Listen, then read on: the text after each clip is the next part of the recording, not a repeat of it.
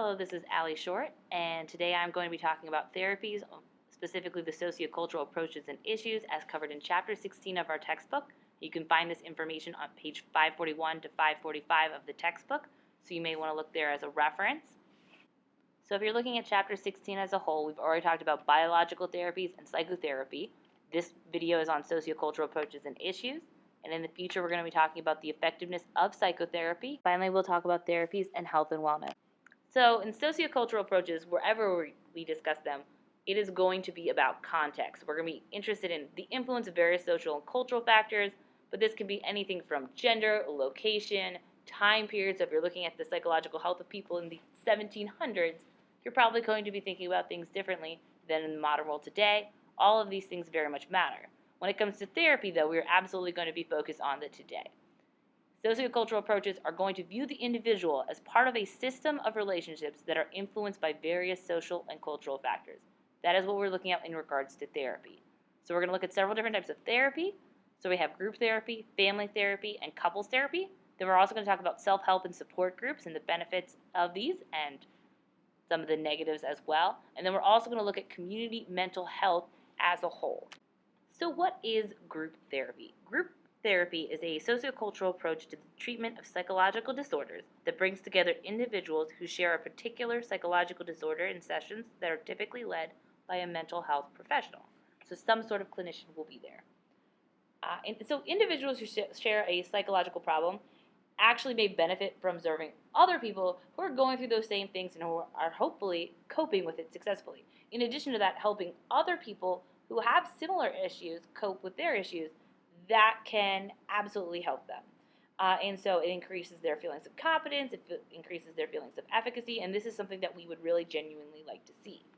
Individual therapy, is what we've been primarily discussing, is very, very limited because it puts the client outside, normal relationships. And we exist in a world full of relationships, and so having our therapy incorporate some of those elements can be very beneficial. Many psychological problems develop in the context of those relationships between people. So you can have problems within family, marriage, or peer group, for example, and this is going to say, hey, these relationships absolutely affect things. So group therapy can take on many different perspectives.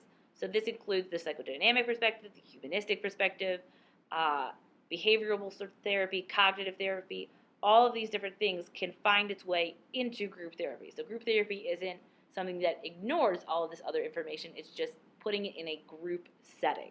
So there are 6 features that can make group therapy very appealing, and these are information, universality, altruism, experiencing positive family group, development of social skills, and interpersonal learning. So information, this is where you're getting information from your group leader or group members. So this is information coming from lots of different directions. The universality can be very helpful, and this is the idea that you learn that other people are feeling and experiencing things that are similar to you. So people might feel that their impulses or the things that they're feeling that are maybe unacceptable in society, other people are in fact experiencing them as well, and this can provide a lot of comfort for people.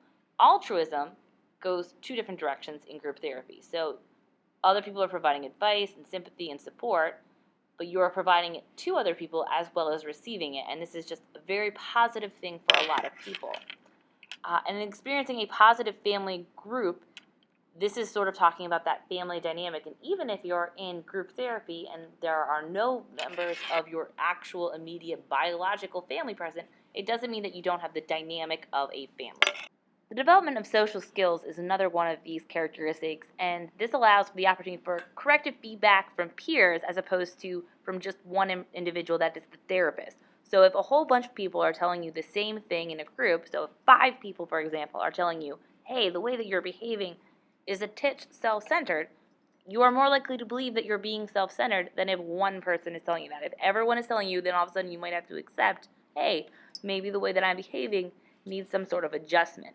And so this can be very, very beneficial if you're trying to look for something that is going to influence someone who is maybe not fully self-aware of the way that they are behaving and how it's affecting them, their relationship, and the people in their lives. Interpersonal learning is the final one that we're going to be talking about here. Is just a general characteristic of group therapy. And this is where the group can serve as a training ground for practicing new behaviors and relationships, which is something that you absolutely want to do. So, for example, a really, really hostile person may learn that the way that they are behaving is not actually working for them, and that if they are nicer and kinder, that they are going to actually have results that they like more than if they continue behaving the way that they do.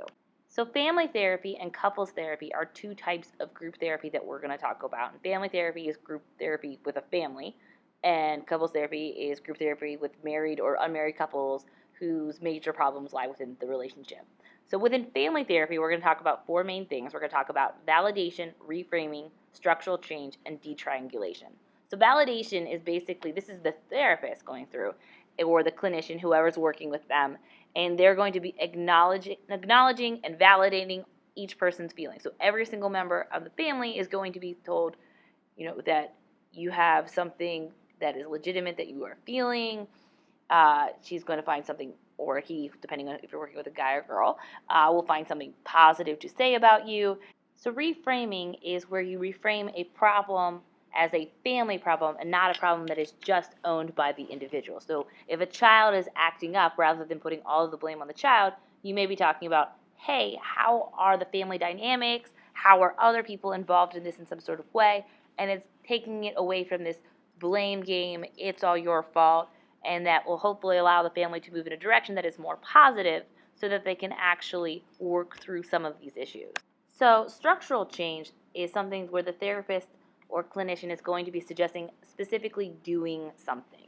So this is where they're basically trying to restructure coalitions that exist within the family, and it may be just telling people to spend time together. A really common one is telling parents, start having a date night and reconnect with each other and have time for each other. And so this may be something that you can do. So restructuring is basically you have instructions on what you need to be doing to hopefully make it so that family members aren't teaming up against each other. So sometimes in some families, someone in the family is the scapegoat, and people focus their energy and the family problems on this one person when maybe there's more than one problem present.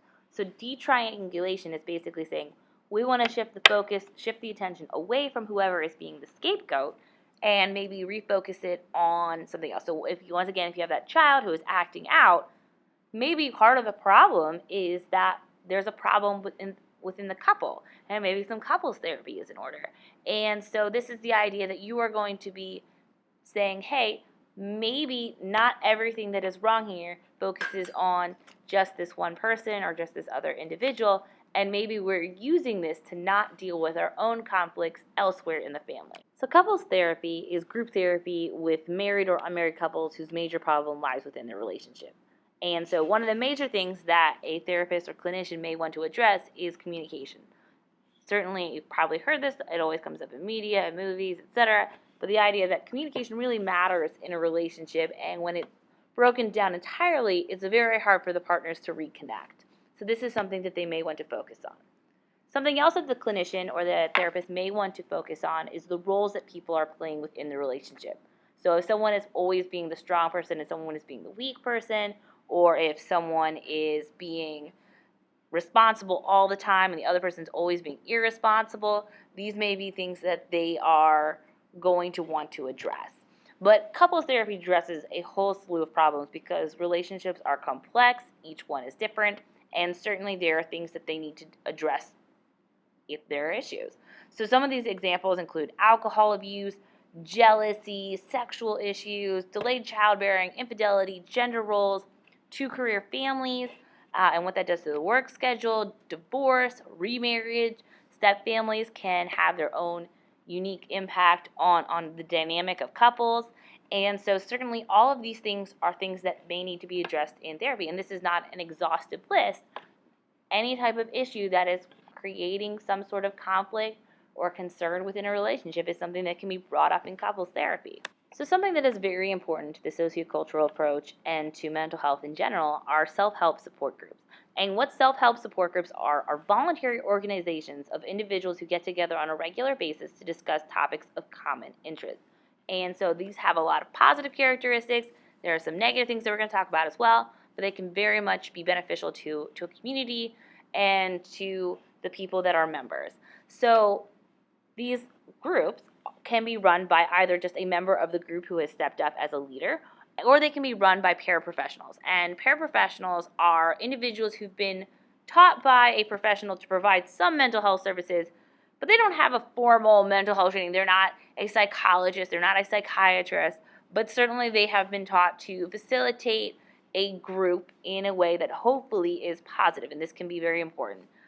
So a lot of these groups, though, just have a group member. So someone who used to be addicted to a drug may be in charge of a group for people who are trying to overcome addiction to that same drug. And so certainly that is something that exists. One of the things that's really great about this is that they are cheap in comparison to therapy, and they serve a lot of really underserved communities. So if you don't have health insurance and you live in poverty, this is something that maybe that you can use to help you overcome your addiction or whatever you are suffering from. And so this is something that is really nice. So self-help support groups provide members with a sympathetic audience, and this provides opportunities for confession, for sharing, and emotional release. So this can be very cathartic for members. It also provides social support and role modeling and sharing of actual strategies that actual people have used that they have met because they're in the group together for solving problems. And this can be very helpful for someone who is going through it, because it's hard to always believe someone who hasn't gone through exactly what you have went through as well. So for example, if you're in a self-help group for survivors of rape, someone who has never been raped telling you everything's going to work out and be fine, etc., you may not believe them. You may think, you haven't gone through this, what do you know? How can you understand my situation? Whereas if it's someone else in group who has gone through this and is going through those same feelings of rage and fear and violation, this might be more believable to you and therefore more beneficial. One of the most famous examples of a self-help support group is AA, or Alcoholics Anonymous, and I think probably everyone has heard of it.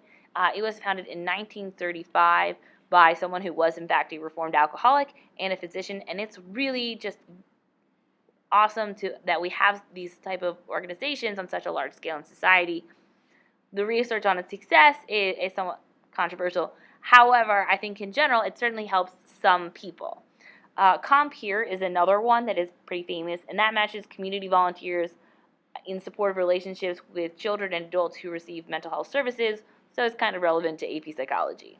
But there are tons of different types of self-help support groups. There are lesbian and gay support groups, there's cocaine abuse support groups, there's Weight Watchers and TOPS, which take the pounds off sensibly, child abuse support groups, medical ones. If you've ever read The Fault in Our Stars by John Green, the main characters are in one of these groups. One of the downsides of a self-help support group is sometimes they can stop being beneficial. And basically, this is when negative emotions overrun a group. And if you think about, we've learned about rumination and co-ruminating. If your group just engages in co-ruminating, it's going to be creating this negative environment that can actually be damaging. So it's really important that whoever is in charge of these groups is making an effort to ensure that it doesn't go down this path. So having a paraprofessional or someone who has some sort of training to ensure that this doesn't happen can be very beneficial. Something that is very new to self-help support groups is that they're starting to be online support groups. And this is pretty exciting because this is allowing more groups to exist. However, it comes with some pretty severe problems. On the positive side, it has been very well received for groups that have stigma associated with them. So, for example, if you're looking to start a group for people who have HIV/AIDS or who are suffering from severe depression, this might be a place where they do not have to worry about people knowing that they're in it. They don't have to see someone face to face, and that might be something that they would prefer. Something that has been sort of unique about this is that they are more likely to exist for problems that are more likely to be suffered by women than for men, and that is something I would like you to think about. But a major problem, which I think is probably the most disconcerting, is that anyone can create one. And so we have the emergence of pro-anorexia or pro-ano websites that basically promote anorexia, which I think is pretty devastating and horrible. And so this would obviously be a downside of self-help support groups. So we have that they can be promoting things that we don't want to promote, and then also that they can go down that ruminating path. So For negatives of self-help support groups, please make sure that you keep those two things in mind. So some questions I would like you to consider of: why do you think online support groups are more popular with women and issues specific to women? What are your reactions to negative support groups? Why do you think they exist? Who do you think is making them? Just these are things I would like you to think about. So under the umbrella of sociocultural approaches to therapy is community and mental health. And this movement really got its start in the 1960s in the United States. And this was largely in reaction to the conditions of psychiatric facilities in the United States. They were pretty disturbing. They were pretty awful. In addition to that, there were all sorts of things historically, if you go back even further. If you think about disappointment rooms, which were things that parents would create in their attics to put kids that they had that maybe suffered from some sort of intellectual or mental disability, where you would lock them away, throw away the key, and not have people with any sort of mental illness as a part of the general population. And so there came to be this thought in the 1960s that, hey, rather than locking people away either within their homes or in institutions, that these people who are suffering from mental health issues should still be allowed to be a part of the major community and our people, and should be treated as such with respect and love and all that jazz. And so something that came about in the early 1960s was the Community Mental Health Act of 1963. And basically, large numbers of individuals that had psychological disorders were then transferred from mental institutions to community-based facilities. And this process of moving people from these psychological facilities that were much larger to more community-based facilities was called deinstitutionalization.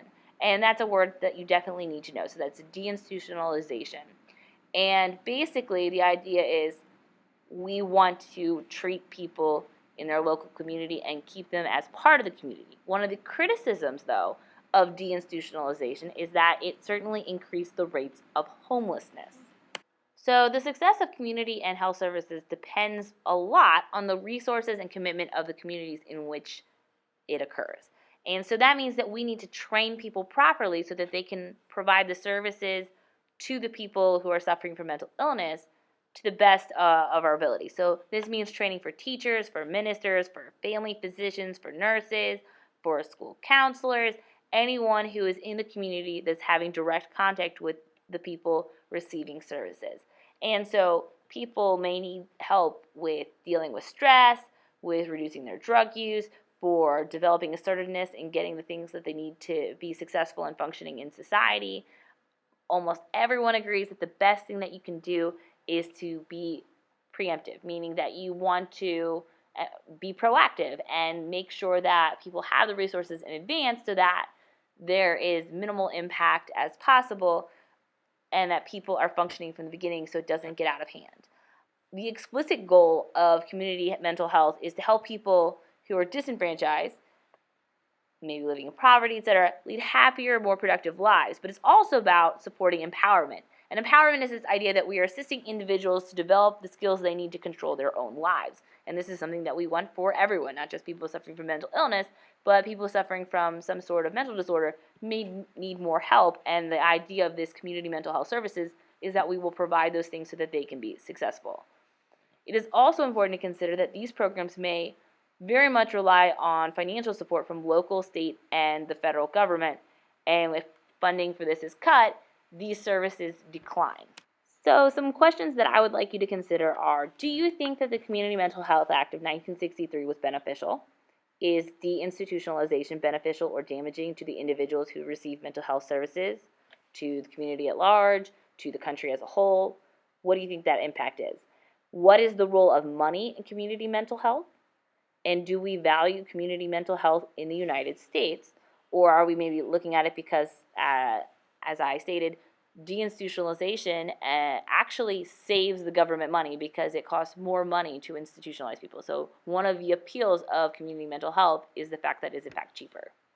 So hopefully by this point in the year, you've realized that culture actually plays a major part on your mental health, your psychological development, what you value, who you are as a person. You are a product partially of the environment in which you exist, and culture is a huge part of that. And so individualist cultures versus collectivist cultures respond to different types of therapy in different ways. And so, for example, individualist cultures respond better, and it's the therapies that we've talked about throughout the majority of this chapter absolutely are designed for the individualist society. So the psychodynamic, humanistic, behavioral, cognitive discussed in this chapter very much are designed in line with Western individualist type of ways. However, collectivist societies, especially those in Asia and Latina cultures, for example, group therapy actually may be more effective with these groups. Something else that the research shows is that many ethnic minority individuals in the United States actually prefer discussing problems with parents, friends, and relatives rather than mental health professionals.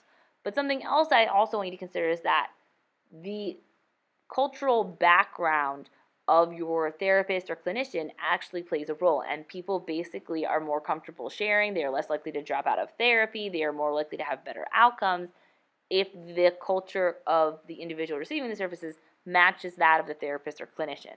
And so if you think about it, who would you be more comfortable taking therapy from? It may impact it. Gender also has a role as well. And certainly we live in a society where gender roles have changed quite a lot over the recent decades, and that is reevaluating the goal of psychotherapy.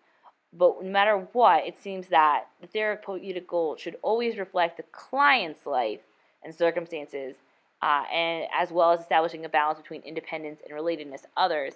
Because if you look historically, therapy is basically designed with men in mind, and it was all focused on enhancing self-reliance and independence. So feminist therapists maintain that a client's improvement depends in part on the client understanding the nature of how women's roles and gender roles in U.S. society are contributing to the development of their psychological disorder. So the idea is that women need to understand how they are being biased against and discriminated against in their own life that maybe they haven't acknowledged in the past, and that's going to help them achieve their mental health goals. So if you had to attend therapy, would the ethnicity, gender, etc. of the clinician matter to you? And if not, what would matter to you and why? For me, my answer to this question would be incredibly complicated, because for me, it would depend on what type of therapy am I receiving. Is this psychodynamic, humanistic? Is it group therapy, family therapy, couples therapy? Why am I receiving therapy? All of these things would play a role in my answer, and your answer may be complicated as well. So thank you for listening. This concludes what I'm going to be teaching you today about the sociocultural approaches and its issues in treatment. Once again, I would highly support you looking at the textbook, pages 541 to page 545. This is something that I think that will help you. Please make sure that you are in fact reading the chapter. That will always help you preparing for the test and for the AP exam.